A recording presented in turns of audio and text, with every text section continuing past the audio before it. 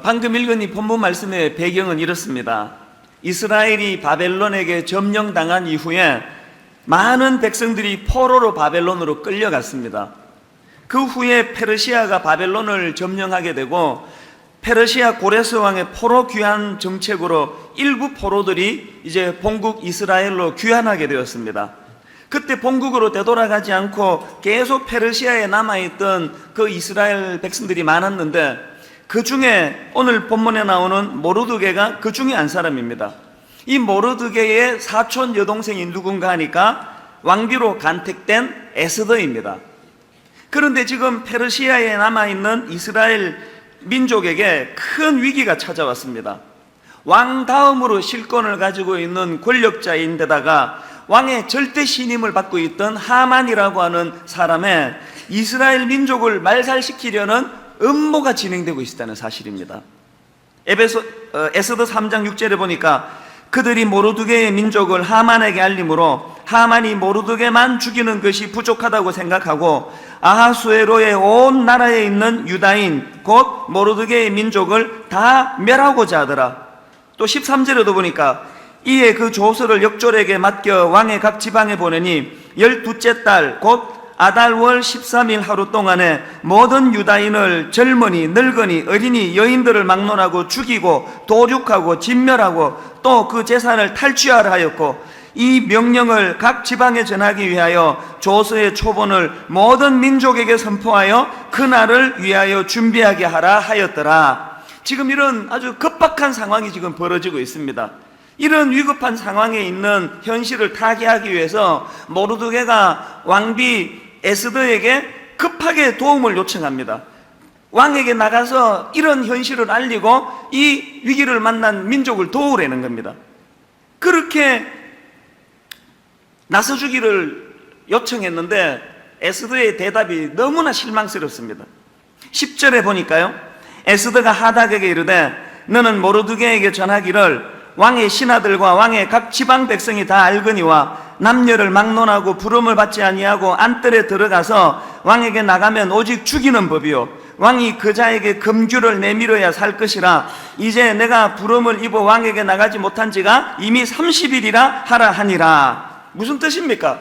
자기는 그런 일을 할 수가 없다는 거예요. 왕이 부르지도 않는데 함부로 나갔다가는 그 당시 법으로 목숨을 잃을지도 모른다는 겁니다.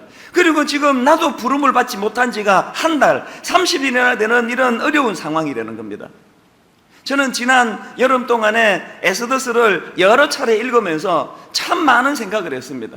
지금 민족은 어려움을 겪고 있는데, 위기를 만나고 있는데 11절에서와 같은 나약한 변명이나 하고 있는 이런 에스더의 모습을 보면서 이게 오늘 우리 한국교회의 모습은 아닐까?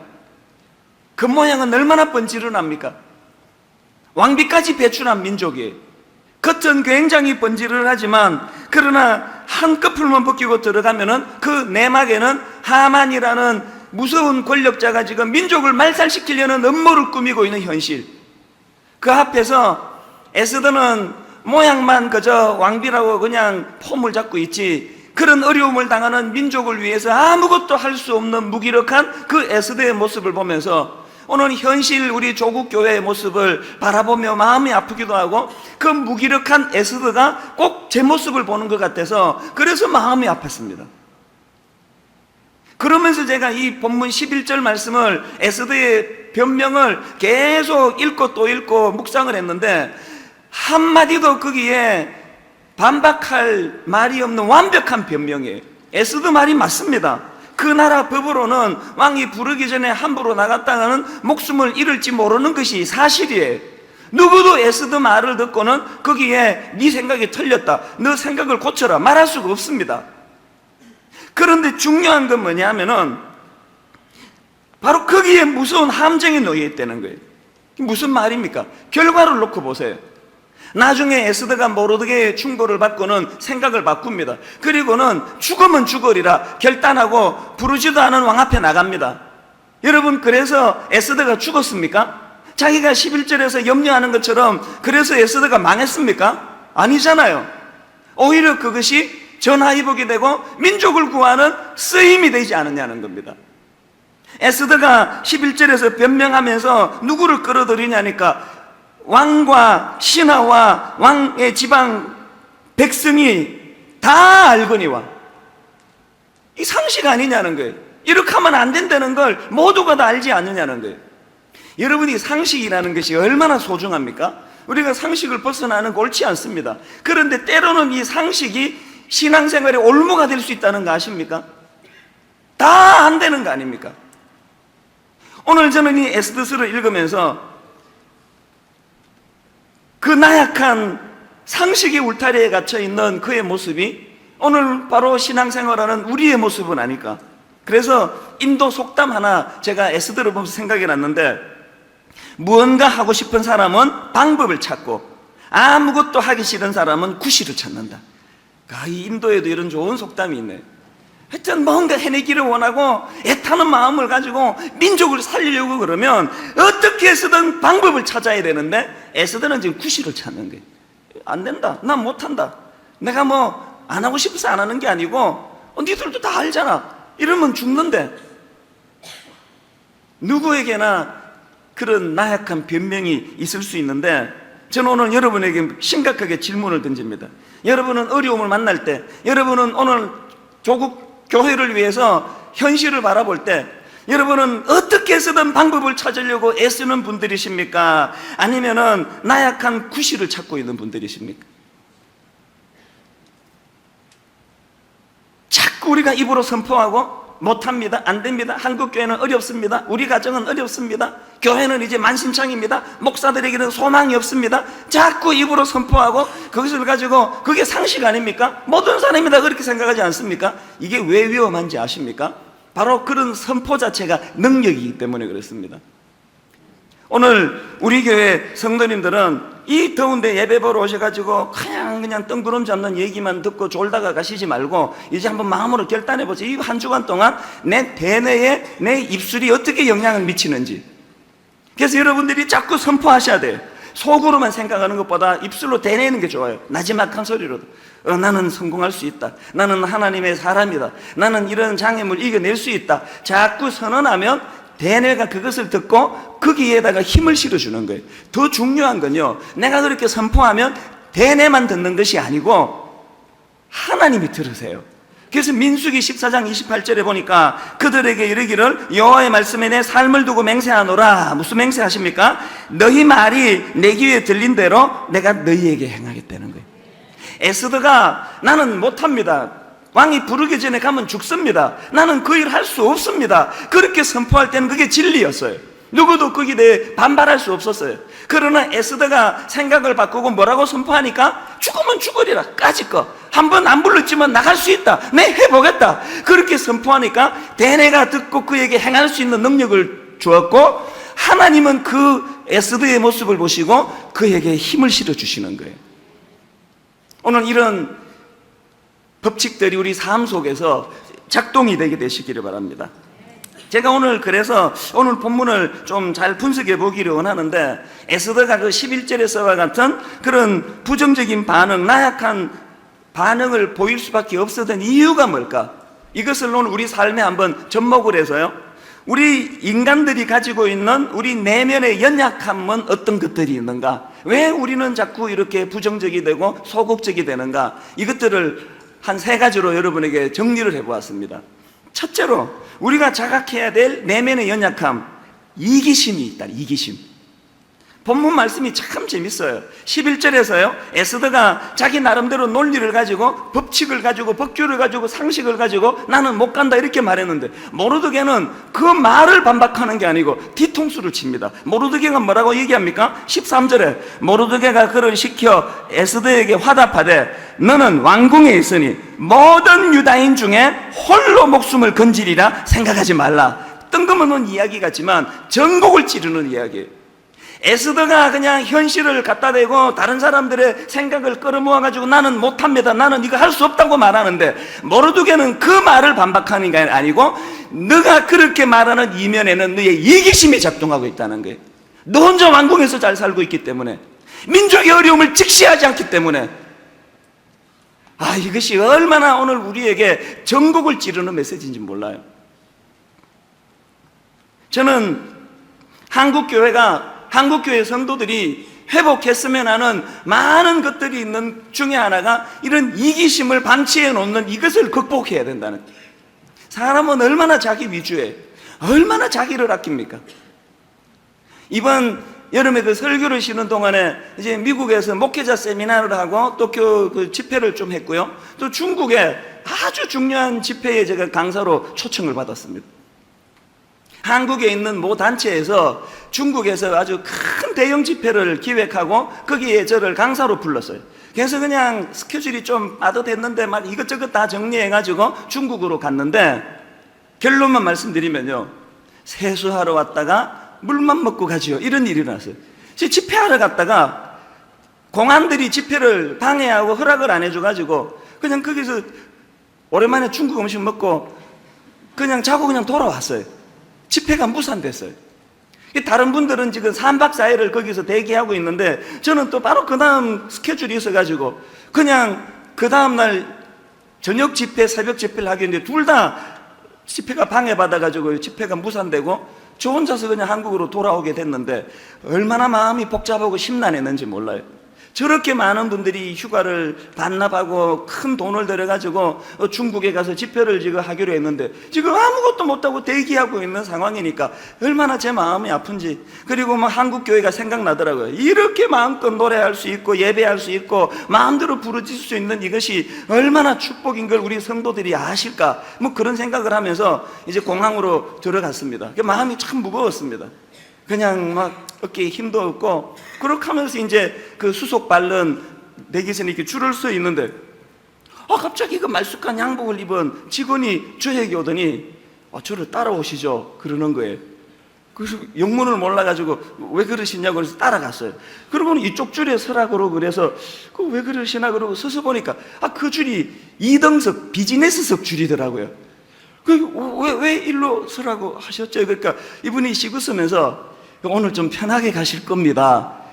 상황이 딱 들어오는데 보니까 하여튼 왜 그랬는지는 난 지금도 몰라요. 뭐 인상이 좋아서 그랬다고 믿고 싶은데 하여튼 이코노믹석을 끊었는데 제가 비즈니스석으로 옮겨 타게 된 거예요. 사람의 간사함이라는 건요, 그 중국 집회를 생각하고 괴로워하고 언제 중국의 복음화가 이루어지나, 언제 저 공안들이 회개하고 예수 믿나, 예배를 자유롭게 다 없어지고 비즈니스석. 할렐루야. 세상에 비행기 타보니까 비즈니스석 진짜 좋더라고요. 이게 180도로 누워요. 180도로.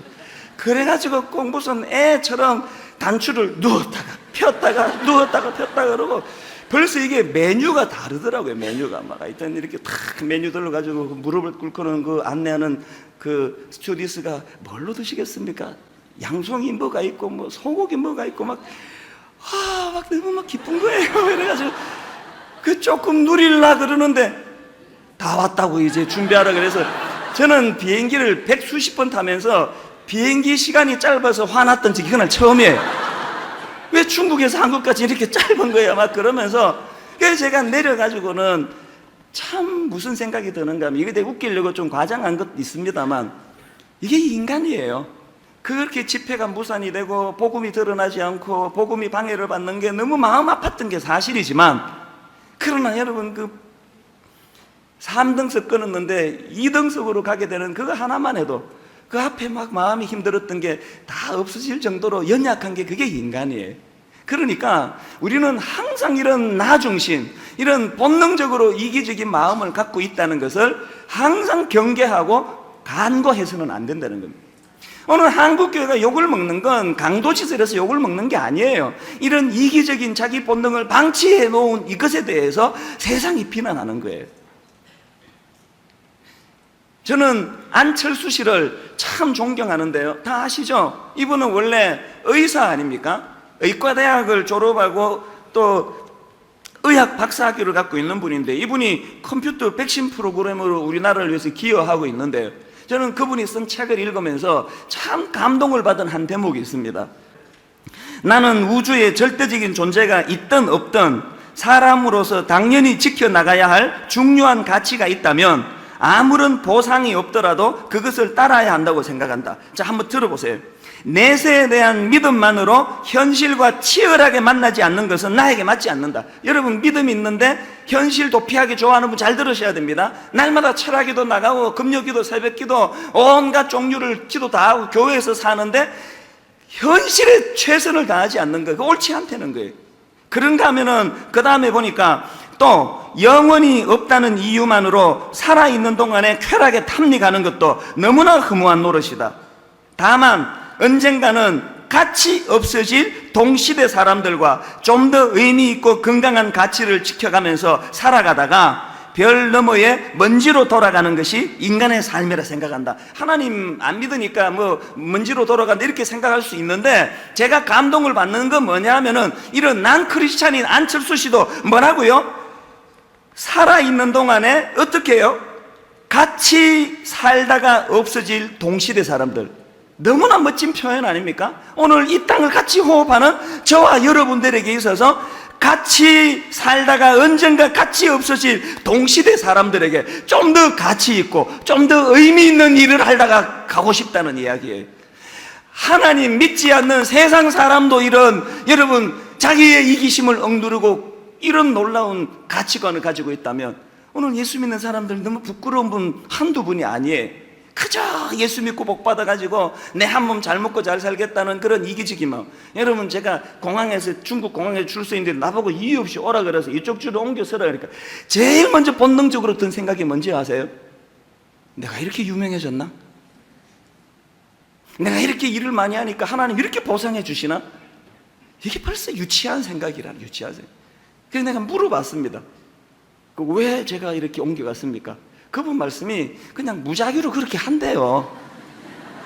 그래서 둘러볼 때 그 옆에 제가 있었던 거예요. 우리는 자꾸 이럴 때 영적인 해석도 자기 위주, 영적인 축복도 자기 위주, 늘 이런 이 이기적인 우리의 본능을 방치하고 있는 것, 이것이 에스더 내면에 있는 연약함을 모르드게가 지적한 거예요. 그런가 하면 두 번째로 우리가 자각해야 될 내면의 연약함이 뭐냐? 하나님 섭리에 대한 무지함입니다. 이게 무슨 말씀인가 하면요, 에스더가 어떻게 왕비가 될 수 있었냐는 거예요. 그 왕비가 되는 과정을 그리고 있는 2장 9절에서 참 의미 있는 메시지가 있는데, 2장 9절을 가만히 보세요. 헤게가 이제 그 일을 주관하는 담당관입니다. 헤게가 이 처녀 에스더를 좋게 보고 은혜를 베풀어 몸을 정결하게 할 무품과 일용품을 주고 막 이런 여러 가지 배려를 해주고 아름다운 처소로도 옮겨주는 거예요. 그런데 지금 이 헤게가 에스더에게 그런 배려를 해주는데 그것을 설명하는 구절에 화면에 다시 한번 비춰보세요. 헤게가 이 처녀를 좋게 보고 그 다음에 은혜를 베풀어라는 거 하나가 삽입이 되는데, 이 은혜가 원어로 보면은 헤세드예요. 헤세드. 이제는 여러분 헤세드라는 단어 다 아시죠? 이 헤세드는 인간의 성품을 설명할 때 쓰는 단어가 아니에요. 이 헤세드는 자기 백성을 향하신 하나님의 긍휼하심을 설명할 때 쓰는 단어가 헤세드예요. 자, 보세요. 지금 얼굴 예쁜 여자를 왕비로 삼기로 하고 전국에 있는 이쁜 여자들이 다 모였습니다. 그런데 그것을 담당하던 담당관이 유독 에스더에만 호의를 베풀었어요. 그에게 용품을 주고 좋은 방을 제공하고 다 해줬어요. 그런데 성경은 그것이 사람의 호의가 아니고 뭐라고요? 헤세드였다는 게, 헤세드. 거기에 하나님의 은혜가 개입됐다는 거예요. 그래서 그가 왕비가 됐어요. 그러면 에스더는 어떤 태도를 취해야 합니까? 모르드게가 지금 그 부분을 지적하는 거예요. 14절에 보니까 이때에 너가 만일 잠잠하여 말이 없으면 유다인은 다른 데로 말미암아 노인과 구원을 얻으려와 너와 내 아버지 집은 멸망하리라. 그 다음 잘 들으세요. 너가 왕후의 자리를 얻은 것이 이때를 위함이 아닌지 누가 알겠느냐 하니, 너에게 그 헤세드의 은혜를 주셔서 자격도 없는 에스더에게 왕비의 자리까지 오르게 하신 것은 오늘 이렇게 민족이 어려움을 당할 때, 민족의 위기를 만날 때 쓰임받기 위함이 아니냐는 거예요. 이때를 위함이 아닌가. 오늘 여러분 중에 경제적으로 풍요로운 분 계시죠? 온 세상 사람들이 지금 경제적인 어려움을 만나서 고통할 때 유산을 많이 받아서 그런지 미리 사업에 벌어놓은 게 많아서 그런지 돈 걱정 안 하고 사시는 분 이 안에 계시죠? 잘 들으셔야 합니다. 거기에 하나님의 헤세드의 은혜가 있어요. 그리고 하나님이 이렇게 물으세요. 이 때를 위함이 아닌가는 이때가 언젠지 너 아느냐? 부모는 책 한 장 안 읽고 공부라고는 그냥 담을 쌓고 사는데 이상하게 그 집에 애가 그냥 그렇게 학자 같은 애가 나가지고 뭐 아무것도 해준 게 없는데 서울대 가고 막 이렇게 뻗어나가요. 그러면 거기에 헤세드의 은혜가 있는 거예요. 그러면 어떻게 반응해야 됩니까? 온 동네방네 다니면서 뭐 우리 애가 이번에 서울대 가고 어쩌고 그냥 애 자랑하느라고 온 세월을 다 보내고 그래서 살림살이 좀 나아지셨습니까? 그러라고 주신 게 아니에요. 도대체 우리 집안에 어떻게 이런 아이가 태어났나고 생각하면은 헤세드를 또 올리셔야 돼요. 그리고는 하나님의 섭리를 또 올리셔야 돼요. 왜 우리 가정에 이런 아이를 보내주셨을까? 이 때를 위함이 아닌가는 이때가 언제 도래할 것이냐는 거예요. 교회도 마찬가지예요.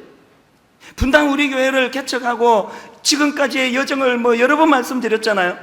강당에서 예배 드리는 것 자체가 이거는 기적이에요. 이미 이사장님에게 인근에 좋은 교회들이 장학금을 희사하고 이 강당을 쓰려고 관계를 잘 만들어 놓았습니다. 이사장님은 제가 누군지도 몰라요. 저 같은 사람은 그분이 알지를 못하세요. 그런데 그런 이미 아름다운 관계를 맺어놓은 사람들과 의가 상하기까지 그분들을 물리치고 이찬수 목사에게 이 교회를 허락해 주셨어요. 왜 그랬을까요? 이런 기적이 왜 일어났을까요? 1번, 이찬수 목사는 누구든지 설득할 능력이 있기 때문이다. 얼굴이 너무나 잘생겼기 때문에 외모에 반해서 그랬다. 어이없는 얘기하면 웃지도 않으시는 게 우리 교회 특징이에요. 헤세드예요. 이유가 없어요. 왜 그렇게 됐는지. 지난 8년 동안에 우리 교회에 부어주신 수많은 은혜를 제가 어떻게 받아야 될까요? 오늘 이렇게 좋은 성도들을 불러 모아주셔서 8년 만에 이런 아름다운 교회가 구성이 되었다면 이것은 떠들고 다니며 자랑할 것이 아니라 두려움이어야 됩니다. 왜요? 이런 헤세드의 은혜를 우리 교회에 주실 때 언제 쓰시려고 그러시는가? 오늘 한국의 일부 대형 교회들이 비난을 얻는 것은 자기 목사가 설교자라고 유능해서 그런 것처럼 생각해가지고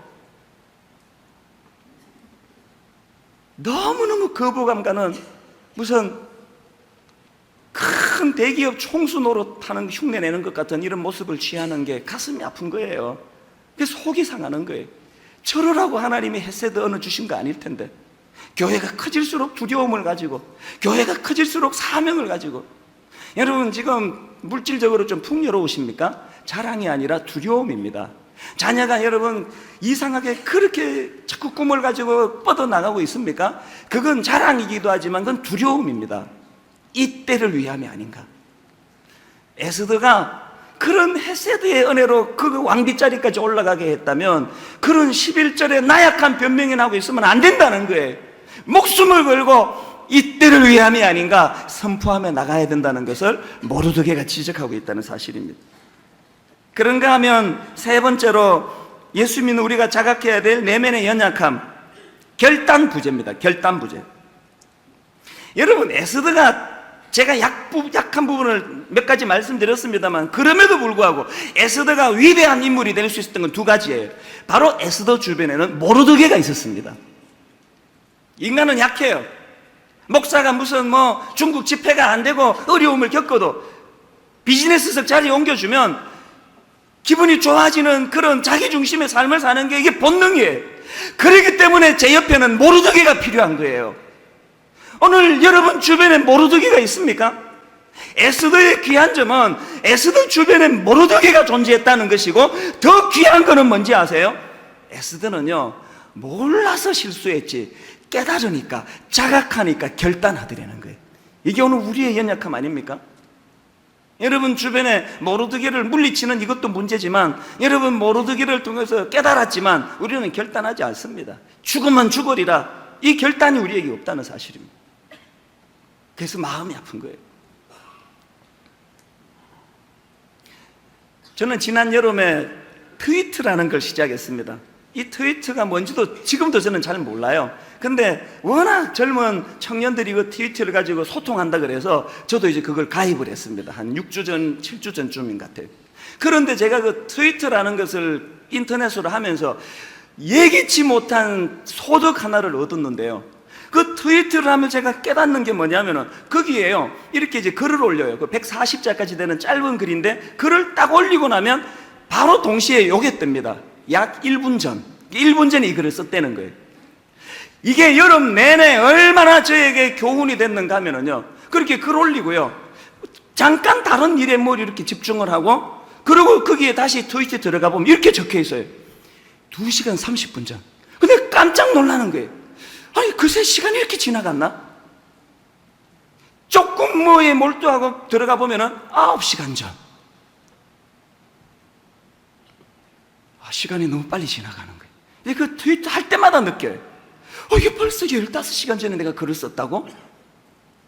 이게 벌써 3일 됐나?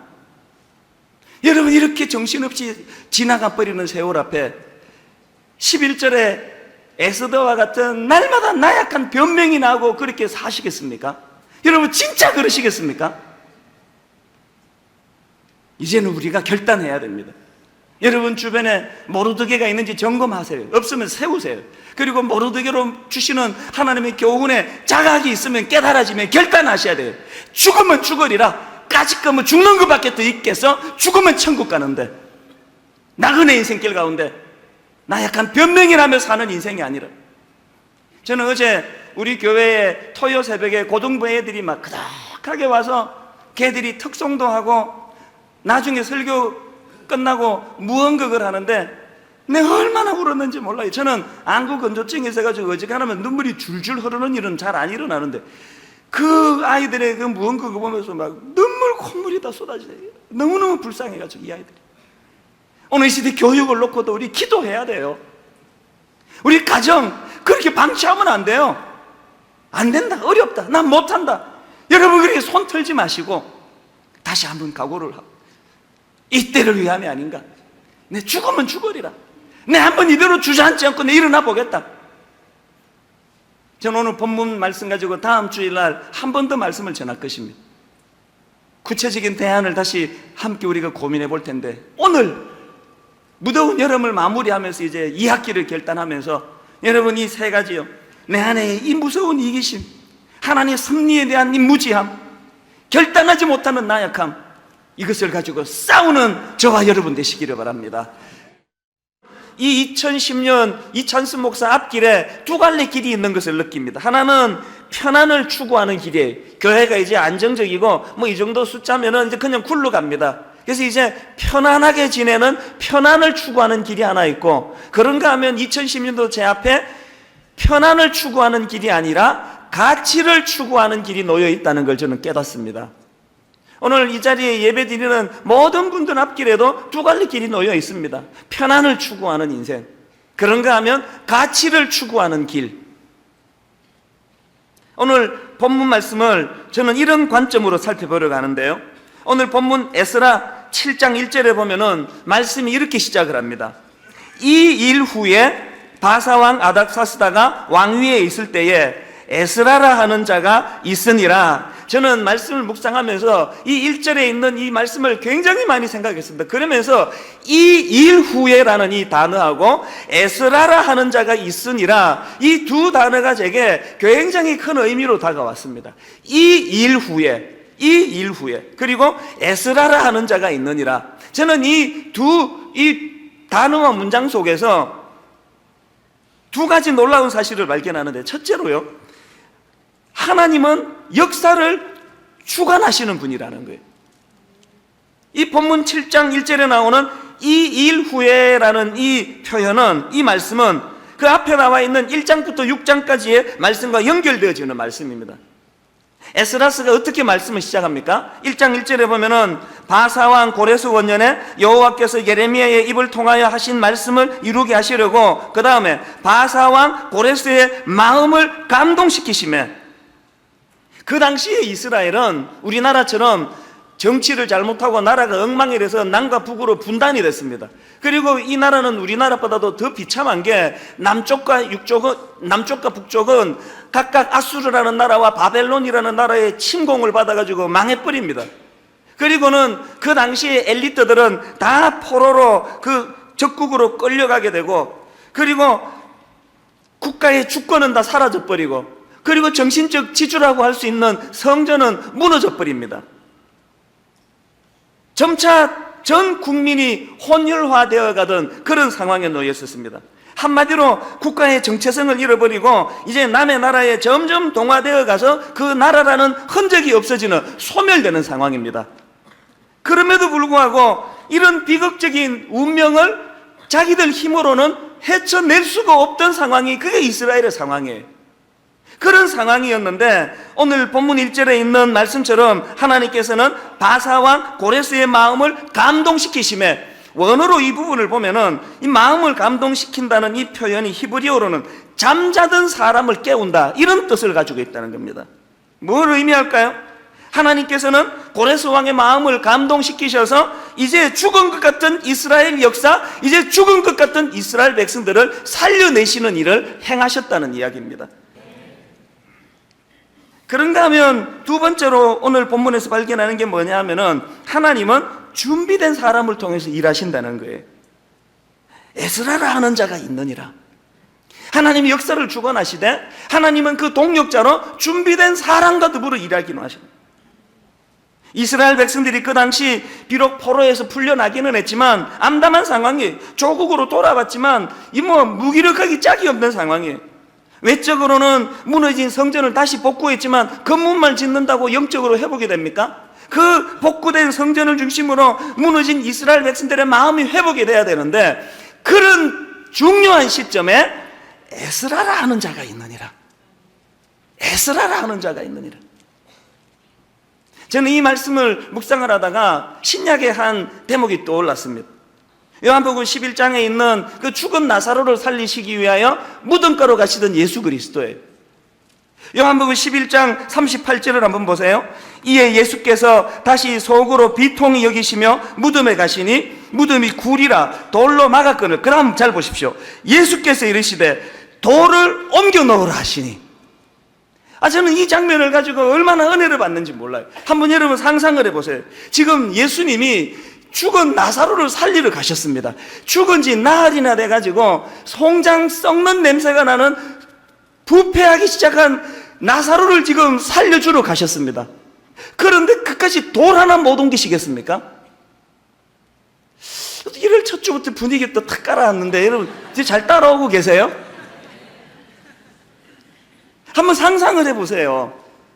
지금 죽은 지 나흘 되는 나사로를 살려내려 가시는 그 주님이신데 그까지 돌 하나 못 옮기시겠냐고. 그런데 성경에 보니까 돌은 니들이 옮기려는 거예요. 뭘 의미할까요? 역사를 주관하시는 예수 그리스도께서 우리와 함께 일하기를 원하시는 거예요. 네가 할 수 있는 일은 니들이 하라는 거예요. 여러분, 저는 목사예요. 그러나 주님이 저보고요, 네가 나사로 살려내라 그러면 못 살립니다. 안 믿으시겠지만 저 살릴 수가 없어요. 그런데 여러분, 돌은 제가 옮길 수 있습니다. 오늘 우리의 신앙이라는 것이 날마다 뜬구름 잡는 거, 막 죽은 사람 살려내겠다 그러고 눈먼 자 막 눈 뜨게 만든다 그러고 막 이런 것들은 굉장히 추구하는데 돌은 안 옮긴다는 거예요. 여러분, 우리가 어떻게 예수님이 이 땅에 오셔서 하셨던 그 놀라운 신적인 능력을 행할 수가 있습니까? 어떻게 죽은 자를 살려냅니까? 분당 우리 교회가 정말 육신적으로 질병을 앓는 많은 사람들이 살아나는 그런 능력이 있으면 좋겠습니다. 그러나 그 일이 가능하기 위해서는 돌부터 옮겨야 된다는 거예요. 돌을 안 옮기면 주님의 신적인 역사가 나타나지를 않는 거예요. 그러니까 주님이 이 땅에 오셔서 행하셨던 수많은 놀라운 기적들을 저는 베풀 수 없지만, 그러나 우리 주님이 산상수훈에서 제게 요구하셨던 원수를 사랑해라. 여러분, 마음만 먹으면 사랑할 수 있습니다. 사랑할 수 없다고요? 사랑할 수 없는 게 아니라 사랑할 마음이 없는 거예요. 여러분, 사랑할 수 있는 능력이 여러분 안에 있습니다. 용서할 수 있는 능력이 여러분에게 있습니다. 우리는 마음만 먹으면 무덤에 돌 옮길 수 있습니다.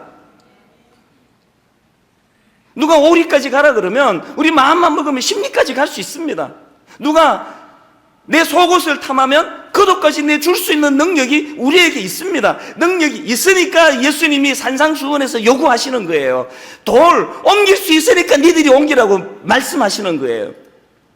그런데 돌은 안 옮기고 날마다 뜬구름 잡는 그런 신비주의나 쫓아다니니까 한국 교회가 지금 이 한국 사회에서 이 뭡니까 이게 도대체. 저는 여러분들이 2010년도에는 죽은 나사로 살려내겠다고 뭐 그런 결단하는 것도 중요하지만 하나님 내가 할 수 있는 일, 무덤에 돌은 내가 옮기겠습니다. 오늘 이 시대와 민족을 향하여 에스라가 그랬던 것처럼 에스라가 그 현장에 거기 있느니라. 여러분 누가 오리를 가자 그러면 죽전역까지 가시기를 바랍니다. 안 웃을까봐 굉장히 내가 걱정을 많이 했는데, 저는 오늘 이 본문 말씀을 가만히 묵상을 하면서 어떻게 하나님이 그 긴급한 상황 속에서 그 수많은 사람들 중에 에스라를 하나님이 동력자로 사용하셨을까? 본문 속에 에스라의 귀한 모습 몇 가지가 있기 때문이더라고요. 첫째로는요, 희생적 결단입니다. 본문 6절을 보니까 이 에스라가 바벨론에서 올라왔으니 그는 이스라엘의 하나님 여호와께서 주신 모세의 율법에 익숙한 학자로서 그의 하나님 여호와의 도우심을 입음으로, 그 다음 보세요, 왕에게 구하는 것은 다 받는 자이더니. 그러니까 바벨론에 있는 이 에스라는 대단한 위치를 갖고 있었습니다. 왕을 대면하는 위치에 있었고, 그가 왕에게 뭘 요청하면은 다 들어줄 수 있는 인정을 받던 고위 관리였습니다. 그러니까 그는 그냥 바벨론에 머물러 있으면 그의 인생은 그냥 대박난 인생이에요. 그런데 그렇게 편하게 지내는 에스라에게 자꾸 가슴 아픈 소식이 들려지는 거예요. 무슨 소식이 들려집니까? 1차 귀환한 그 자기 동족 유대인들이 어려움을 당하고 있다는 거예요. 자꾸 조국에서 들려지는 소식은 지금 조국이 혼란한 상태에 빠졌다는 거예요. 그런 소식이 에스라 귓가에 들려졌기 때문에 그는 바벨론에서의 그 안락한 삶을 다 내려놓고 동족과 더불어 고통스러운 고생하는 자리로 가게 됩니다. 저는 이 에스라를 보면서 그 지난주 컴패션 창시자 미국 목사님 생각이 나더라고요. 6.25가 터졌을 때 어느 날 창밖을 보니까 쓰레기 더미를 자꾸 던지는데 애 팔 하나가 보이는데 차를 세우고 올라갔더니, 다 우리 들으셨죠? 겨울을 나지 못해가지고 죽은 우리 한국의 어린애들 시체가 절비하게 있는 것을 보는데, 그 다음 제 마음을 두드렸던 것이 하나님의 메시지예요. 그 목사님에게 하나님께서 들려주신 메시지가 뭐예요? 네가 이것을 보아버렸는데 이제 어떻게 살겠느냐. 모를 때는 몰랐다 치고 네가 이것을 보았는데 이제 어떻게 살겠느냐. 여러분, 보는 것이 비전이요, 여러분, 보는 것이 사명입니다. 오늘 우리 한국 사회가, 오늘 한국 교회가 이렇게 무기력한 걸 몰랐으면 모르고 그냥 지나가는데 우리 다 알아버렸어요. 교회가 지금 힘이 없다는 걸 우리 다 알아버렸어요. 하나님의 메시지가 여러분 귓가에 들리지 않으세요? 네가 이것을 알게 됐는데 어떻게 하겠느냐. 가정에 어려움이 있고, 자녀의 어려움이 있고, 우리 이웃의 어려움이 있고, 네가 이것을 보았는데 이제 어떻게 하겠느냐. 그래도 네가 편안한 길을 가기를 원하느냐, 가치를 추구하는 길을 가기를 원하느냐. 오늘 본문의 주인공 에스라는 큰 놀라운 부귀영화를 다 포기하고 자기 동족과 더불어 사명의 길을 따라 고난의 길을 걸어가는 거예요. 아까 제가 읽었던 그 책, 내 고향은 전라도 내 영혼은 한국이라는 이 책에 나오는 인요한 그 선교사 가문처럼 그냥 미국에서 잘 살고 포도차 굴리고 편안하게 잘 살 수 있었던 그들이었지만 조선을 알아버렸기 때문에 모든 그 부귀영화를 다 내려놓고 그 당시 미개한 조선으로 달려올 수밖에 없었던 것처럼, 저는 2010년도가 편안을 추구하는 인생이 아니라 가치를 추구하는 복된 인생으로 그렇게 여러분 발걸음을 내딛게 되시기를 주님 이름으로 축원합니다. 그런가 하면 두 번째로 에스라의 귀함이 뭐냐? 그가 가진 영적 실력 때문이에요. 탁월한 영적 실력. 6절을 다시 한번 보십시오.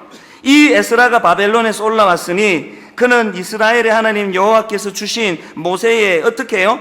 율법에 익숙한 학자로서, 또 10절에서도 에스라가 여호와의 율법을 연구하여 준행하며, 또 12절에서도 모든 왕의 왕 아닥사스다는 하늘의 하나님의 율법의 완전한 학자 겸 제사장 에스라에게 계속 반복하고 있는 것이 에스라의 그런 탁월한 실력이에요. 에스라는 그런 탁월한 실력을 갖고 있었기 때문에 조국으로 귀환해서 놀라운 사람들의 반응을 끌어낼 수 있었습니다. 느헤미야 8장 1절부터 보면은 사람들이 얼마나 이 에스라에게 영향을 받았는 걸 알 수 있는데, 화면을 한번 보시겠습니까? 이스라엘 자손이 자기들의 성읍에 거주하였더니 7째 달에 이르러 모든 백성이 일제히 수문 앞 광장에 모여 학사 에스라에게 여호와께서 이스라엘에게 명령하신 모세의 율법책을 가져오기를 청하매, 7째 달 초하루에 제사장 에스라가 율법책을 가지고 회중 앞 곧 남자나 여자나 알아들을 만한 모든 사람 앞에 이르러 수문 앞 광장에서 새벽부터 정오까지 남자나 여자나 알아들을 만한 모든 사람들 앞에서 읽음에, 그 다음 보십시오. 뭇 백성이 그 율법책에 귀를 기울였다. 6절에도 마찬가지예요. 에스라가 위대하신 하나님 여호와를 송축하며, 그 다음 보세요. 모든 백성이 손을 들고 아멘 아멘 하고 응답하고 몸을 굽혀 얼굴을 땅에 대고 여호와께 경배하니라. 또 8절과 9절에서도 하나님의 율법책을 낭독하고 그 뜻을 해석하여 백성에게 그 낭독하는 것을 다 깨닫게 하니, 그 다음 보세요. 백성이 율법의 말씀을 듣고 다 우는지라. 내가 이 말씀을 보고 깨달은 게 있습니다. 제가 지금 여러분에게 얼마나 강요합니까? 은혜를 받으면 아멘 하세요. 찬양에 감동이 되면 손을 드세요. 내가 웃기려고 했으면 좀 웃어주세요. 이런 강요가 다 어디서 나오나? 에스라와 같은 영적인 능력이 없어서 나오는 게. 에스라를 보니까 그런 거 강요 하나도 안 해도 모든 백성이 손을 들고 아멘 아멘 하고 응답하고, 아멘 하고 응답할 뿐만 아니라 백성이 그 말씀을 우는 거예요. 뭐 저처럼 무슨 막 예화를 갖다 붙이고 막 일주일 내내 설교 준비 안 하고 그냥 하나님의 말씀만 낭독을 해도 그 말씀의 감동에 대해서 눈물 흘리는 것이, 그것이 영적인 탁월함이라는 거예요. 우리 교회도 언젠가는 제가 강요하지 않아도 아멘 아멘 하면서 눈물을 흘리며 예배를 드리는 날이 있을 줄로 믿습니다. 언제 그런 일이 일어날까요? 제가 에스라처럼 능력을 받으면. 에스라는 마음이 하나님 앞에 순결했고, 그가 기득권을 놓지 않으려고 이기적이고 탐욕적이지를 않고 그 마음이 순전히 하나님께 순종하는 그런 순전함도 있었지만 실력이 있었다는 거예요. 여러분 앞에서 말씀드렸던 그 책의 그 4대째 선교사 가문, 그분들이 그렇게 한국을 살아겠지만 한국에 와가지고 아무 능력이 없었다면 무슨 일이 일어났겠습니까? 영향력을 미칠 수 있는 거예요. 영적인 탁월함이에요. 시편 78편에서 드렸던 말씀 기억하시죠? 마음의 완전함, 손의 공교함. 저는 여러분이 이 두 가지를 다 겸비하기를 바랍니다. 마음의 완전함, 손의 능숙함. 그런가 하면 세 번째로 에스라가 참 귀한 것이 있는데, 그는 하나님의 은혜를 깊이 체험했고 그 은혜를 은혜로 알아보았다는 겁니다. 앞에서 말씀드렸던 것처럼 그가 바벨론에 있을 때 왕에게 구하는 것은 다 들어 응답받을 정도로 그런 형통한 삶을 살았습니다. 그런데 그것을 서술하는 성경 말씀 앞에 뭐 하나가 전제가 있더라고요. 6절 하반절을 가만히 보십시오. 구하는 것은 다 받는 자이더니 그 앞에 뭐가 있습니까? 그의 하나님 여호와의 도우심을 입음으로. 저는 이 말씀이 너무 좋아요. 그래서 오늘 이 말씀을 가지고 분당 우리 교회 모든 성도님들에게 신년에 정말 놀라운 축복을 제가 두 가지 드리고 싶습니다. 첫째 축복이 뭐냐? 저는 여러분이 에스라처럼 여러분이 세상에서 직장에서 직장 동료에게 직장 상사에게 인정받고 그들에게 신임을 받고 구하는 것마다 응답을 받는 형통의 복을 받아 누리게 되시기를 바랍니다. 더 중요한 축복, 그것을 내 능력이다, 내 실력이다 착각하지 아니하고 하나님의 은혜로 그것을 깨달을 줄 아는 영안이 열려지시기를 바랍니다. 이 두 가지가 겸비되면 얼마나 행복한지 아십니까? 제가 교회를 개척하고 내 실력을 너무 잘 아는데, 나는 어른 사역을 해본 적이 없는데 얼마나 초반에 부들부들 떨었는지 아십니까? 보니까 우리 왕재천 목사님이 지금 부들부들 떨고 있더라고요. 그래서 내가 불러가지고 모든 사람이 지금 당신을 응시하고 있는데 이럴 때일수록 매력적이어야 되는데 그렇게 부들부들 떨고 있으면 어떡하냐고. 그러고 내가 7년 전을 생각하니까 저도 그때는 떨고 있었더라고요. 부들부들 떨더라고요. 안 떨면 그게 뭐 인간이 아니죠. 이거 뭐 나 같은 것 보고 누가 오겠냐고. 어른 사육 돼보지도 못했는데 말투도 애 같고 그때 뭐 41살 얼굴은 35살 이라고 생각했던 저. 뭐 지금도 이렇게 철이 없는데 그렇게 부들부들 떨면서 교회를 개척했는데 하나님께서는 너무 좋은 동력자들을 붙여주시고 너무나 신실하게 역사를 주관하신 하나님이 오늘 교회를 이렇게 일구어 주시는 은혜를 제가 누렸는데 저는 날마다 하나님께 감사하는 건 뭔지 아십니까? 하나님, 제 안에서 나온 것은 하나도 없습니다. 전적인 은혜입니다. 하나님 은혜입니다. 은혜 아니고는 이런 일이 있을 수 없습니다. 이 두 가지를 하나님 앞에 구하니까 제가 행복한 거예요. 안달복달할 필요도 없고, 그럼 또 막 애썼다가 내가 또 힘이 딸리면 또 사람들 또 떠나면 어떡하나 그런 불안한 마음도 없고, 출발부터 하나님이 하셨다. 에스라가 가졌던 그 놀라움이 그거예요. 그는 그렇게 바벨론에서 인정을 받았던 형통의 삶을 살았고 그것이 자기 능력이 아니라 하나님의 은혜임을 알고 있었다는 이야기입니다. 여러분 자녀들을 주님 이름으로 축복합니다. 학교에서, 직장에서 여러분의 자녀들이 이 에스라가 누렸던 두 가지 축복을 누리게 되시기를 바랍니다. 형통한 인생, 인정받는 인생, 사람들에게 사랑받는 인생, 그리고 그것이 하나님의 은혜라는 것을 인식하는 인생, 이것이 에스라라는 것입니다. 이렇게 에스라는 잘 준비된 하나님의 사람이었는데 이런 준비가 어떻게 가능했나? 저는 오늘 10절 말씀을 여러분 모두가 다 암송하시기를 원합니다. 10절을 한번 여러분 보시겠습니까? 한 목소리로 같이 읽어보시겠습니다. 에스라가 여호와의 율법을 연구하여 준행하며 율례와 규례를 이스라엘에게 가르치기로 결심하였었더라. 지금 이제 에스라가 귀환해가지고 그의 사역은 학자로서 백성들을 가르치는 일이에요. 그런데 제가 이 10절에서 에스라의 너무나 귀한 모습을 발견합니다. 그는 자기가 남들을 가르치기 이전에 먼저 자기가 한 게 있어요.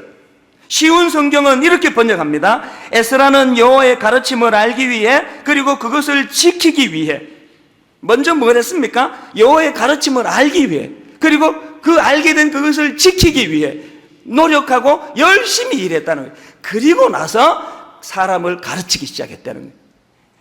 영어 성경 킹 제임스 버전을 보니까 단어로서 이 우선순위가 너무나 선명하게 나와요. 먼저 나온 것은 to seek예요. 그 다음에 to do it. 그리고 그 다음에 to teach예요.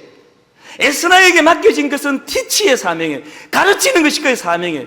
그런데 그가 가르치기 전에 먼저 한 게 뭐예요?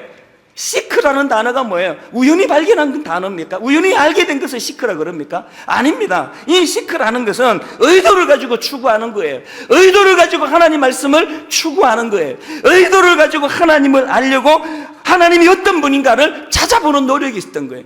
여러분, 제대로 알기만 하면 사랑하지 않을 수 없는 우리 예수 그리스도, 제대로 알기만 하면은 감동의 눈물 흘리지 않을 수 없는 그 좋은 예수 그리스도. 에스라는 먼저 자기가 남들을 가르치기 전에 그 하나님을, 그 하나님의 말씀을, 그 하나님의 율법을 to seek, 찾았다는 거예요. 그리고 그의 귀함은 그가 seek에서 찾아진 그 말씀을 어떻게 해요? to do it, 행하는 거예요. 가르치기 전에 본인이 먼저 그런 행함이 있었던 거예요. 그리고 난 이후에 to teach, 백성들을 가르치기 시작하더라고요. 저는 이 말씀 앞에 한없는 부끄러움을 느낍니다. 지난 1년 동안 저는 여러분을 수없이 가르쳤습니다. 때로는 책망하고 때로는 권면하고 그렇게 살면 안 된다고 그랬지만 저에게 이 에스라의 집요함이 얼마나 있었는가를 부끄러워하면서 제가 이 말씀을 살핍니다. 제가 하나님을 이렇게 열정적으로 찾았던가? 내가 깨닫는 하나님을 성도들 보고 강요하기 전에 내가 먼저 그렇게 살고 있었던가? 너무 부끄러운 이야기지만 한국 교회의 위기는 한국 교회 지도자의 위기입니다. 성도들 나무랄 게 하나도 없습니다. 오늘 우리 한국 교회를 위해 기도할 때 하나님 이 나라를 위하여 에스라 같은 목회자들이 많이 배출되기를 원합니다. 기도하셔야 됩니다. 하나님이 민족의 지도자에 에스라와 같이 to seek, to do it, 그리고 to teach가 세 번째 우선순위로 밀려나는. 자녀 교육도 마찬가지예요. 제가 이번에 안신이 나고 돌아와서 처절하게 느끼는 게 한국만큼 좋은 나라가 없어요. 요만큼의 과장이 아니에요. 우리 집사람하고 뭐 어젯밤에도 그렇고 둘이 마주보면서 한국이 너무 좋다. 한국이 정말 한국 너무 좋다. 근데 하나, 어른들은 이렇게 너무 좋은데 우리 애들은 지금 미국 갔다가 죽을라 그래. 막 머리를 쥐어 떴습니다. 애들을 그냥 이렇게 못 살게 구는 나라. 교육이 왜 이렇게 돼버렸냐고. 에스라 같은 부모가 없기 때문이에요. 투티치는 너무 많은데 잘 살아라, 인사 잘해라, 예의를 갖춰라, 양보해라. 그리고는 애 뒤에 싣고 교회 가면서 죽어도 양보 안 해주고 뭐 주차장 들어오면서부터 전투대서로 들어가서 야 정신 바짝 차려라, 벨트 매라. To do it 없는 거예요. 그 애들은 우리가 가르치는 그 teach, 가르치는 거에는 별로 입력이 잘 안 되고 부모가 하고 있는 그걸 그대로 전수받는 피극이에요. 야고보서 2장 22절에 보니까 내가 보거니와 믿음이 그의 행함과 함께 일하고, 잘 들으십시오. 믿음이 그의 행함과 함께 일하고, 그 다음에 행함으로 믿음이 온전하게 되었느니라. 믿음이 그의 행함과 함께 일한다고 한다면 우리 에스라에게서 그 은혜를 받아 누려야 돼요. 결론을 맺습니다. 저는 한 가지 말씀만 더 살펴보려고 하는데요, 10절 말미에 있는 이 말씀이요, 에스라가 여호와의 율법을 연구하여 준행하며 율례와 규례를 이스라엘에게 가르치기로 어떻게 해요? 결심하였었더라. 우리말 성경에 보니까 에스라는 이전부터 여호와의 율법을 연구하고 지키며 이스라엘에게 율례와 규례를 가르치겠다고 어떻게? 마음을 정했습니다. 다니엘 생각이 나더라고요. 다니엘 1장 8절에 포로로 끌려간 그가 다니엘은 뜻을 정하여 왕의 음식과 그가 마시는 포도주로 자기를 더럽히지 아니하리라 하고 뜻을 정하는 거예요. 결심하는 거예요. 마음을 정하는 거예요. 이전까지 약해도 괜찮습니다. 이전까지 지난 2009년 12월 31일까지 목사로서 턱없이 부족한 제 모습 너무 잘 압니다만 괜찮습니다. 이제 에스라처럼 새로 결심하면, 에스라처럼 다시 마음의 결정을 하면, 그래서 여러분 몇 가지 결심하시기를 바랍니다. 담배 원래 한번 끊어보십시다. 담배 핀다고 예수님 여러분 미워하지 않습니다. 담배 핀다고 지옥 안 갑니다. 그러나 그 못된 그 독한 연기를 이 거룩한 성전인 몸에다가 뿜어대는 거, 그거 옳은 거 아닙니다. 오늘 이 시간 나사렛 예수 그리스도의 이름의 능력이 종의 입을 통해서 어떤 한 성도, 어떤 한 담배 피는 그 골초에게 찾아가서 담배가 오늘 확 끊어지는 사건이 일어나게 되시기를 바랍니다. 술 좀 마신다고 뭐 하나님 여러분 미워하지 않습니다. 포도주 한 잔 마셨다고 뭐 이 불결한 놈 그렇게 생각하지 않으세요. 그러나 공동체적으로 우리가 술을 마시면 실수하게 되고 한 잔, 두 잔, 그러니까 원래 한번 술 끊어봐야 되겠다. 여러분 한번 결심해 보시기 바랍니다. 성경 읽기 한번 시작해 보시기 바랍니다. 가정 예배, 우리 가정도 지금 또 무너졌어요. 다시 결심하시기를 바랍니다. 가정 예배 다시 복구하시기를 바랍니다. 기도 생활 다시 복구하시기를 바랍니다. 원래는 특세를 가을에 하던 특세를 이제 원래는 3월 말에 하려고 합니다. 그리고 특세가 시작되는 기점으로 토요 새벽 기도를 다시 부활시키려고 합니다. 이제 2010년도에는 기도하기로 결심하고 기도하기로 결정하는 성도들이 많이 일어나게 되기를 바랍니다. 말씀을 마무리하려고 합니다. 이 10절 말씀을 여러분 다 암송하시면 좋겠습니다. 에스라가 여호와의 율법을 연구하여 준행하며 율례와 규례를 이스라엘에게 가르치기로 결심하였었더라. 올 한 해 이런 결심이 여러분 인생을 편하게 사는 길이 아니라 가치를 향해 나아가는 길로 접어드는 여러분 될 줄로 믿습니다.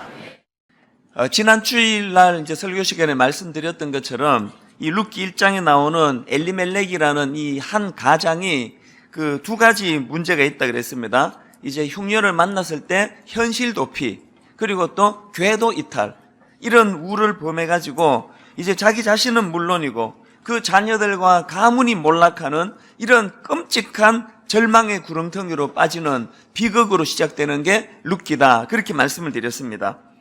5절이 바로 그 비참함을 함축적으로 설명하고 있습니다. 말론과 기럧 두 사람이 다 죽고 그 여인은 두 아들과 남편의 뒤에 남았더라. 이렇게 남편의 실수로 말미암아 비참한 자리에 빠진 그 아내 나오미, 이 나오미라는 여인이 이제 본문에 등장하는데요. 그런데 이제 6절에 보면은 나오미가 그 수렁에 빠진 자기 인생을 회복하는 그런 자리로 나아가는 것을 볼 수가 있습니다. 그 첫 출발이 6절인데요. 우리 6절을 같이 한번 읽어보시겠습니다. 그 여인이 모압 지방에서 여호와께서 자기 백성을 돌보시사 그들에게 양식을 주셨다 함을 듣고 이에 두 며느리와 함께 일어나 모압 지방에서 돌아오려 하여. 이 6절 말씀을 시작으로 이제 회복의 긴 여정이 시작이 되는데요. 근데 여기서 이제 흥미로운 게 뭐냐 하면은 이 룻기 1장에 보면은 이제 두 여인이 주인공으로 등장하는데 하나는 며느리 룻이고 또 한 분은 이제 시어머니 나옴입니다. 이 두 여인의 결단의 내용이 이 1장에 피력이 되고 있는데 오늘 이제 그 부분을 좀 살펴보려고 하는데요. 먼저 이 시어머니 나오미의 결단에 대해서 살펴보면은 나오미가 그렇게 모압 지방에서 회복을 향한 이제 베들레헴으로의 귀환 속에는 세 가지 영적인 요소가 그 결단 속에 담겨져 있다는 것을 알게 됩니다. 어떤 것들이 있느냐 보니까 첫째로요, 이 나오미의 결단 속에는 이 영적 민감함의 회복이 있었다는 사실입니다. 6절을 다시 보시기 바랍니다. 무엇을 강조되는가 하니까 그 여인이 모압 지방에서 여호와께서 자기 백성을 돌보시사 그들에게 양식을 주셨다함을 듣고 이에 두 며느리와 함께 일어나 모압 지방에서 돌아오려 하여. 자, 여기에 지금 이제 나오미의 결단 과정이 원인과 결과로서 설명이 되는데 원인은 뭡니까? 듣고예요. 들었습니다. 결과가 뭡니까? 돌아오려 하여. 이제 그 들었던 메시지 때문에 결단하게 됐다는 것입니다. 나오미가 뭘 들었습니까? 이스라엘의 회복의 소식이에요. 더 이상 그 흉년으로 고통하던 그 땅이 아니고 이제 회복이 일어났다는 거예요. 근데 여러분 여기서 참 독특한 게 뭐냐 하면은 보통 우리가 성경을 읽으면은 이제 주인공이 하나님의 그 메시지를 듣고 이제 치유가 일어나고 회복이 일어나고 오늘의 나오미처럼 결단이 일어나는 과정을 보면은 대부분의 경우는 하나님의 직접적인 메시지가 들려집니다. 그런데 오늘 경우는 그게 아니에요. 나오미는 하나님의 직접적인 메시지를 들은 게 아니고 소문을 들었습니다. 이게 차이점이에요. 근데 여기서 중요한 게 뭐냐 하면은 이렇게 나오미가 지금 고향 베들레헴의 회복에 관한 소식을 들었는데 그 소식을 어떻게 해석합니까? 그 회복의 소식을 여호와께서 자기 백성들을 돌보신 사건으로 그렇게 해석하고 있다는 것입니다. 이게 전해준 사람이 그렇게 해석을 잘해서 전해준 건지 아니면 그냥 들려진 그 소식을 나오미가 잘 해석해서 들었는지는 모르지만 중요한 건 뭐예요? 그 베들레헴의 회복의 그 현상, 이것을 하나님께서 자기 백성을 돌보신 사건으로 그렇게 영적으로 해석하고 있다는 게 중요하다는 것입니다. 늘 제가 강조하지만 인생은 해석이에요. 우리가 하나님의 말씀이 들려지는 것도 중요하지만 그 들려진 말씀을 어떻게 해석하느냐. 그래서 강단에서는 목사가 늘 조심해야 되는 게요, 제가 여러분에게 완전히 그 엉뚱한 길로 그렇게 인도할 위험이 뭐냐면 강단에서 제가 인간적인 어떤 탐심, 탐욕, 어떤 내 의도를 가지고 설교하기 시작하면은 그 설교를 듣는 성도들은 그 말씀을 말씀으로 듣지 않고 자꾸 해석을 하게 돼요. 저 인간이 저 설교를 왜 하지? 그것도 또 봉투 달라는 거 아닌가 저거? 저렇게 설교하는 저 의도가 뭘까? 그래서 저는 저대로 늘 마지막으로 원고를 정리할 때는 내 이 원고 속에 어떤 인간적인 내 다른 의도가 여기 혹시 없는가, 이거를 늘 점검하면서 강단에 나와야 되고 또 그렇게 하고 있고요. 여러분은 선포된 말씀 어떻게 들어야 됩니까? 그걸 영적으로 잘 해석해야 돼요.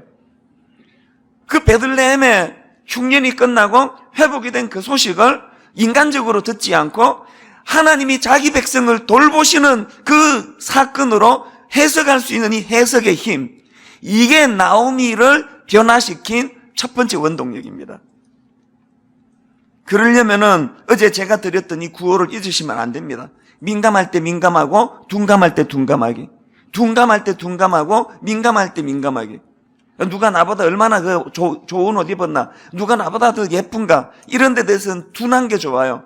내가 이 외모에 대해서 사춘기 때는 조금 신경이 쓰였지만 은혜 받고 나서 저는 외모에 대해서 아무 신경이 안 써요. 넥타이 저는 그냥 주는 대로 해요. 그래서 맨 앞에 있는 거 그냥 하는 거예요.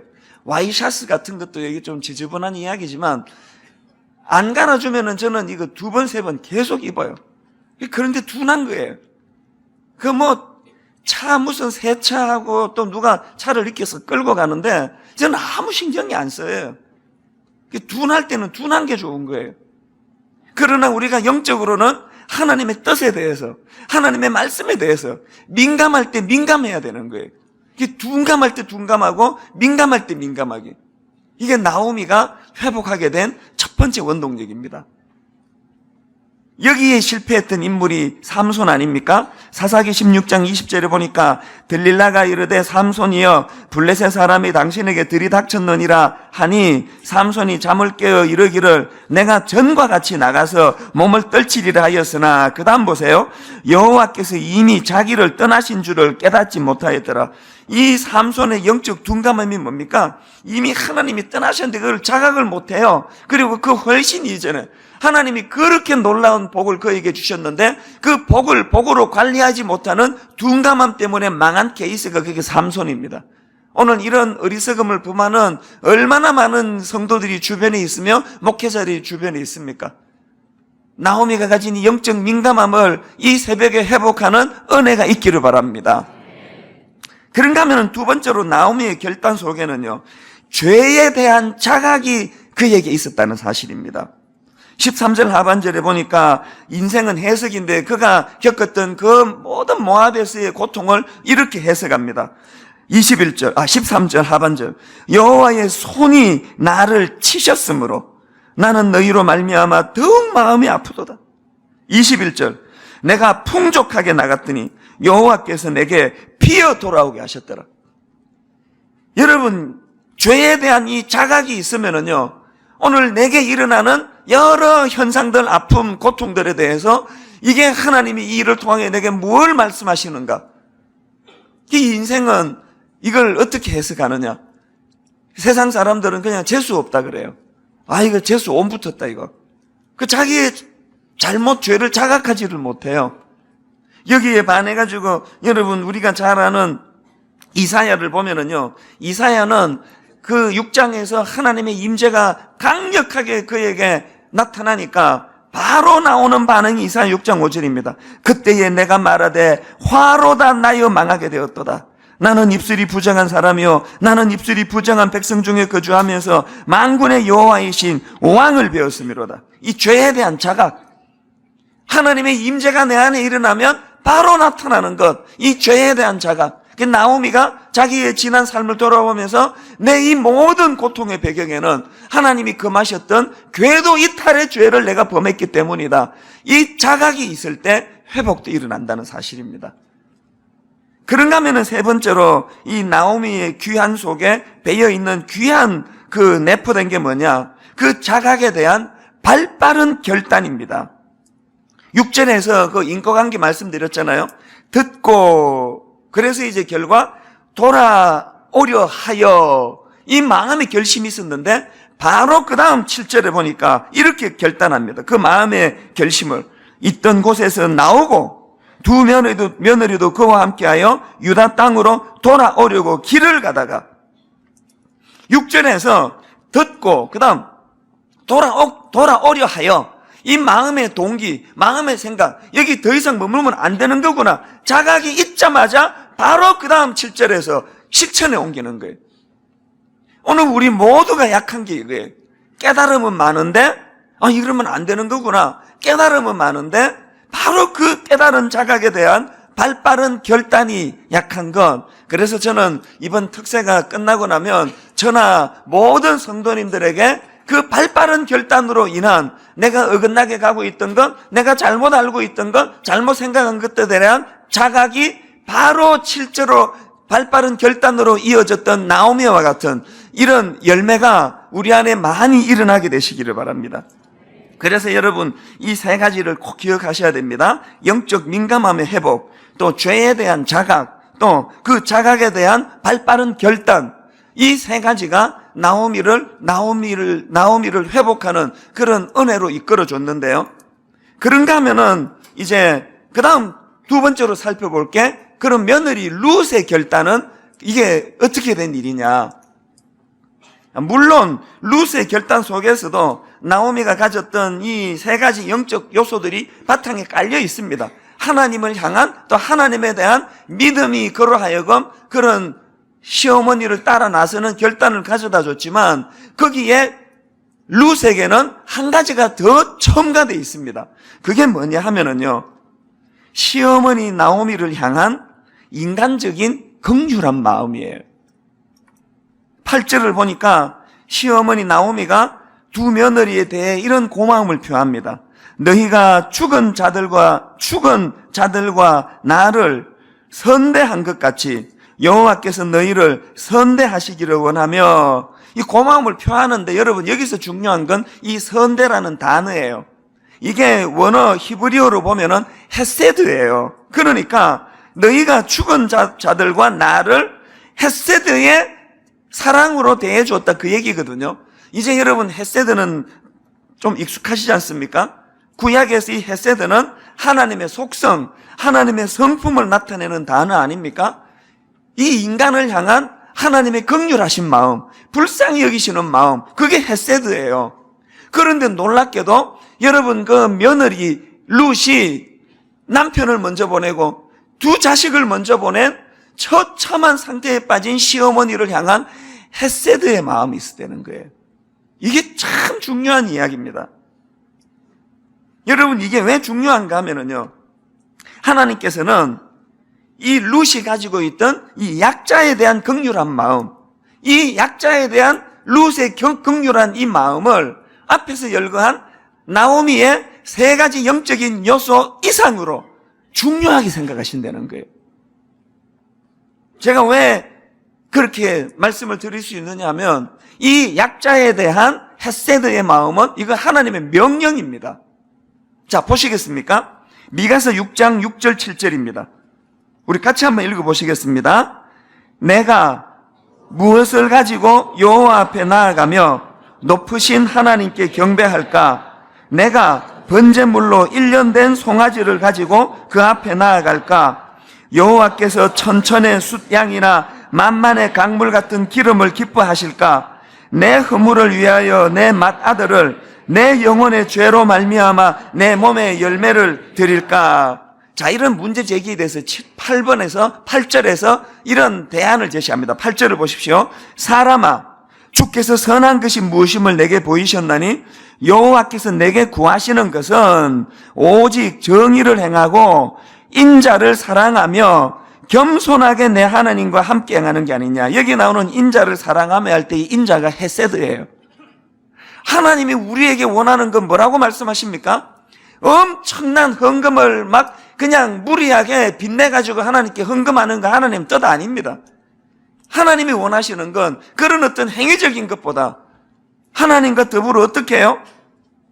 정의를 행하고 연약한 자들을 향한 인자, 인자, 헤세드, 긍휼함의 정신을 가지고 그들을 돌보아주고, 그리고 하나님과 함께 동행하는 이 내적인 마음의 상태, 이걸 원하신다는 거예요. 오늘 이런 면에서 우리 신앙을 돌아보셔야 돼요. 우리에게 이 헤세드가 있습니까? 정의를 행하는 마음, 연약한 약자들에 대한 긍휼히 여기는 마음, 또 하나님과 동행하는 그 내적인 하나님 앞에서의 이 내적인 영적 질서, 영적 상태.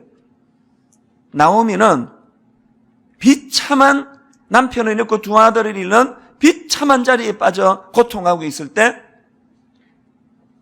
며느리 룻이 그 시어머니에 대한 진실로 긍휼히 여기는 마음, 그 불쌍히 여기는 그 마음이 룻으로 하여금 모압을 떠나 베들레헴으로 가게 만든 동력이 됐다는 사실입니다.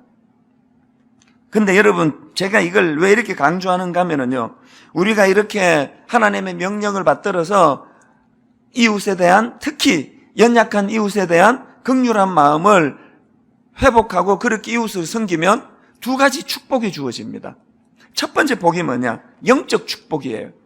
자, 여러분, 룻은요, 그 자기 시어머니가 불쌍해서, 자기 시어머니가 안쓰러워서 그렇게 시어머니를 동행하면서 그렇게 헤세드를 보여줬더니 그것이 나중에 룻에게 얼마나 엄청난 영적 축복의 통로가 됩니까? 세상에 그 룻이 시어머니를 향한 애틋한 긍휼함을 가지고 출발한 그 베들레헴에서의 생활이 나중에 그 계보를 통하여 다윗이 태어나고, 궁극적으로 그 계보를 통하여 예수 그리스도가 그 계보를 통하여 이 땅에 오시는 영광을 룻이 누리는 거 아닙니까? 그 출발이 어디라고요? 연약한 이웃을 향한 긍휼한 마음이에요.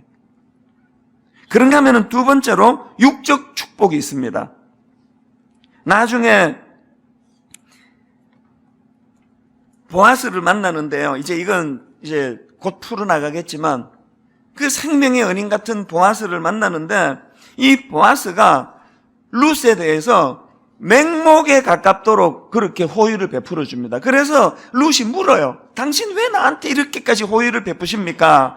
그랬더니요, 룻기 2장 10절을 한번 보세요. 룻이 이렇게 묻는 장면입니다. 룻이 엎드려 얼굴을 땅에 대고 절하며 그에게 이르되 나는 이방 여인이거늘 당신이 어찌하여 내게 은혜를 베푸시며 나를 돌보시나이까? 그렇게 호의를 베푸는 이유가 뭡니까? 그랬더니 11절에서 보아스가 이렇게 대답합니다. 보아스가 그에게 대답하여 이르되 내 남편이 죽은 후로 내가 시어머니에게 행한 모든 것과 내 부모와 조국을 떠나 전에 알지 못하던 백성에게로 온 일이 내게 분명히 알려졌도다. 이게 얼마나 감동입니까? 자기 며느리가 자기 시어머니를 향한 헤세드의 마음을 가지고 그를 섬겼더니 하나님께서는 몇 갑절이 뭐예요? 몇 백갑절, 몇 천갑절 룻에게 대갚아 주시는 거예요.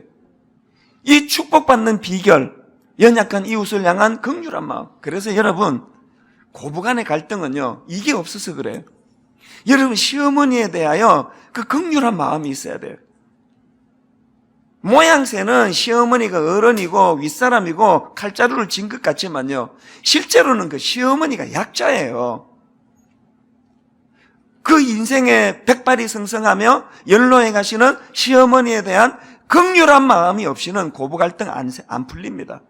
불쌍히 여기는 마음이에요. 또 며느리를 향한 그 헤세드, 저기 보니까 시집이라고 왔는데 가정교육도 못 받았고 성질도 저거 완전히 엉망이고 뭐 이런 애가 다 있나 싶으면요, 그 얼마나 불쌍해요.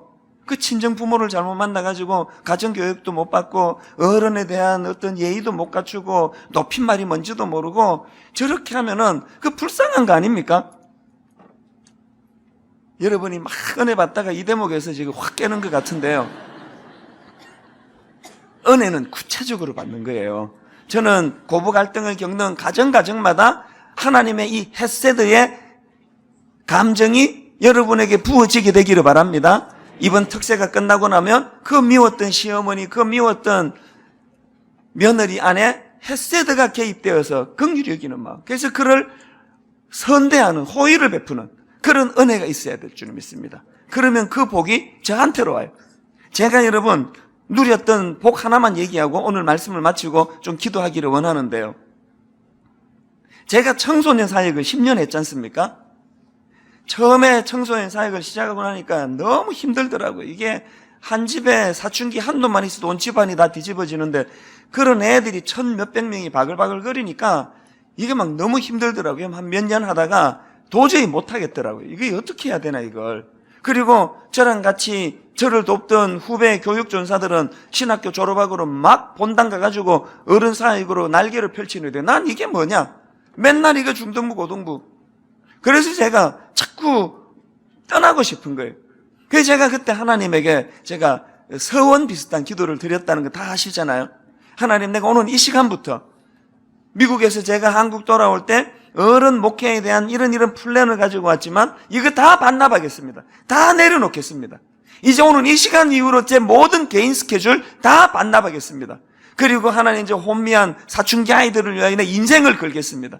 하나님 특별한 명령 말씀하지 않으시면 이거 하다가 내 인생을 끝내겠습니다. 그렇게 하나님께 제가 약속을 드리고 그 약속을 나름대로 10년간 지키려고 애썼습니다. 본당 근처는 쳐다보지도 않으려고 했어요. 보면 자꾸 유혹이 되니까. 그렇게 10년 동안 사랑의 교회에 있을 때 저는요, 사랑의 교회 10년 있고 교회를 개척하러 나올 때 너무 당황했습니다. 내가 그 교회에 10년 있었는데 사랑의 교회에 대한 시스템을 내가 모르더라고요. 뭐 큰 줄기는 내가 알지만, 그래가지고 우리 동기 목사님, 그 사랑의 교회에 있던 친구 목사님한테 제가 막 밥 사주고 선물 주고 그러면서 스터디를 했습니다. 사랑의 교회에 대하여. 이거 웃기는 이야기 아닙니까? 자기가 몸담았던 교회, 10년 있었던 교회를 잘 몰라가지고 그걸 막 그냥 막 선물 주고 밥 사주고 하면서 사랑의 교회는 어떤 교회인지 스터디를 했다니까요. 그럴 정도로 제가 중고등부에 미쳐 있었거든요. 옥 목사님의 광인론. 그렇게 미쳐 중고등부에 빠져 있다가 어른 사역을 해본 적도 없는데 바로 제가 경험 없이 분당에다 교회를 개척했는데요. 하나님의 이 되갚아 주시는 은혜가요, 그 혜택을 지금 여러분이 보고 있는 거 아닙니까? 기적같이 이곳에 오게 된 거예요. 송림 중고등학교로 그 당시 30몇 명 준비 기도 모임하던 40대 초반의 젊은 목사와 더불어 준비 기도하던 분당 우리 교회는 여기에 인간적으로는 들어올 수 있는 확률은 0%예요.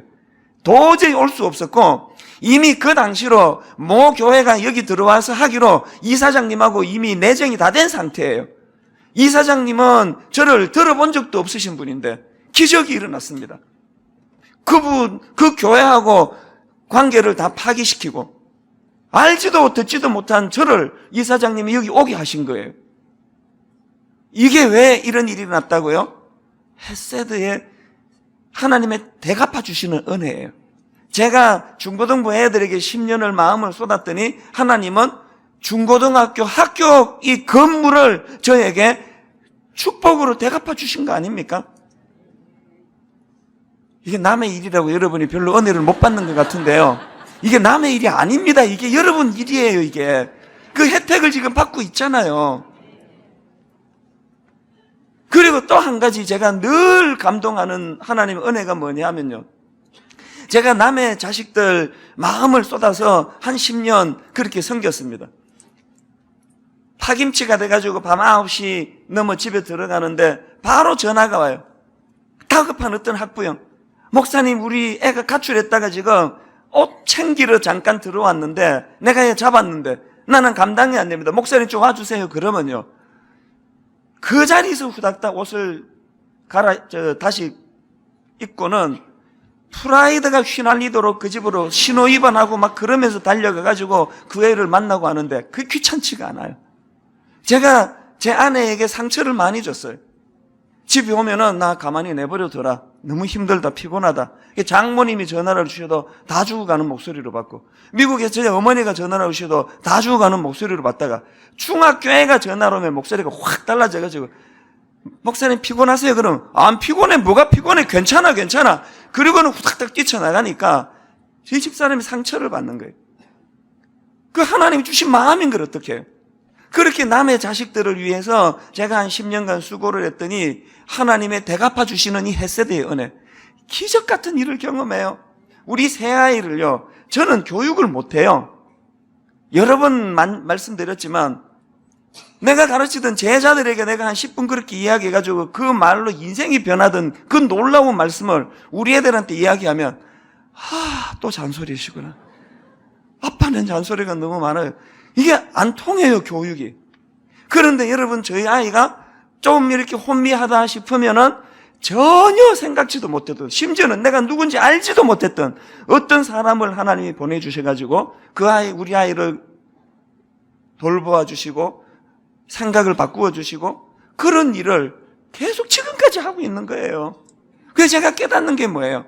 내가 남의 자녀를 위해서 좀 수고했더니 하나님은 똑같은 방식으로 제 입술을 통해서가 아니고 똑같은 방식으로 어떤 하나님의 긍휼함을 갖고 있는 그 사람을 통하여 내 아이들을 그대로 행해 주시는 그걸 저는 눈으로 목도하고 살아가고 있다는 거예요.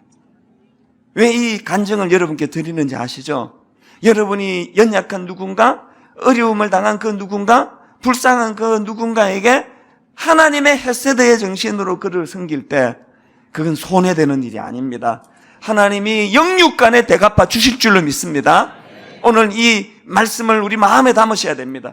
우리가 새로운 변화를 꿈꾼다면, 영적 부흥을 꿈꾼다면, 다시 복음으로의 정신을 우리가 회복하기를 원한다면 나오미가 가졌던 이 세 가지 영적인 요소, 영적 민감함의 회복, 죄에 대한 자각의 회복, 그 자각에 대한 발빠른 결단, 이런 영적인 세 가지 요소를 가져야 되고, 그런가 하면 룻이 보여주었던 이 헤세드의 정신, 연약한 이웃, 불쌍한 이웃에 대한 긍휼한 마음의 회복, 이 회복을 가지고 이제 수렁에 빠져있던 그 모압 땅에서 수렁에 빠져있던 그 두 여인이 회복을 일으키는 첫 단추가 거기서 일어난 것처럼 오늘 이런저런 사연이 있고 아픔이 있고 눈물이 있는 모든 성도님들에게 이 원리를 가지고 회복의 첫걸음을 내딛는 은혜가 이 특세를 통하여 제공되기를 주님 이름으로 축원합니다. 이 은혜를 우리가 구해야 됩니다. 이제 여러분 다 한번 자리에서 일어나셔서요, 저를 따라 이 새벽에 한번 크게 선포하기 원합니다. 그리고 선포하고 이제 찬양으로 나가기 원하는데요, 한번 저를 따라 3번을 선포할 텐데 이렇게 선포하면 좋겠습니다. 다시 복음으로, 다시 십자가로, 다시 예수 그리스도로, 이 세 가지 이 구호가 내 마음의 소원이 돼야 돼요. 자, 다시 한번요. 다시 복음으로, 다시 십자가로, 다시 예수 그리스도로. 이 구호로 말미암아 나오미 그렇게 절망적인 인생의 수렁에 빠져가지고 앞을 봐도 절망, 뒤를 봐도 절망, 옆을 봐도 절망인 상태에서 놀라운 영광의 회복으로 일어나는 단추가 이 갈망 속에 있을 줄 믿습니다. 이제 마지막으로 한 번 더 선포하고요, 우리 어제 불렀던 그 찬양인데 그 찬양의 이 여운, 여진을 내가 이걸 잊을 수가 없어요. 그래서 우리 하나님 앞에 이 어제 불렀던 그 찬양, 이제 성령이여 임하소서, 메마른 나의 심령 위에 주님의 은혜 담비 내려 흠뻑 적셔 주옵소서, 이 소원을 이야기할 텐데 이제 이 세 가지 구호를 탁 외치면서 바로 반주가 나오면서 쫙 이렇게 이제 나가야 됩니다. 이게 이 시차가 굉장히 중요하니까 우리 반주도 정신 딱 차리고요. 그래서 딱 구호를 딱 외치고 딱 이 노래가 나가서 내 안에 이 회복에 대한 열망이 이렇게 이제 그 불처럼 일어나기를 바랍니다. 우리 큰 소리로 선포합니다. 다시 복음으로, 다시 십자가로, 다시 예수 그리스도로, 이 마음을 담아 찬양합니다.